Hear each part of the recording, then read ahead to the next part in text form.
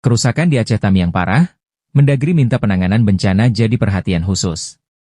Inilah Kompas.com.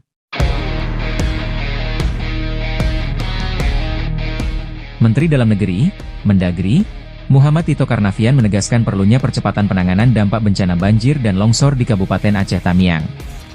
Menurutnya, kondisi di Aceh Tamiang memerlukan perhatian khusus karena tingkat kerusakannya berbeda dibandingkan daerah terdampak lainnya. Tito menjelaskan, bencana ekologis yang dipicu curah hujan tinggi serta deforestasi masif telah melanda 3 provinsi, yakni Aceh, Sumatera Utara, dan Sumatera Barat. Aceh Tamiang memang saya lihat agak beda dari udara.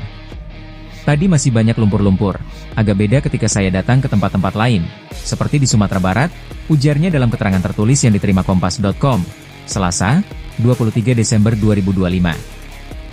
Hal itu dikatakan Tito saat memberikan arahan kepada Forum Koordinasi Pimpinan Daerah, Forkopimda, Kabupaten Aceh Tamiang di kantor Bupati Aceh Tamiang, Aceh, Senin, 22 Desember 2025. Selanjutnya, kunjungi Kompas.com.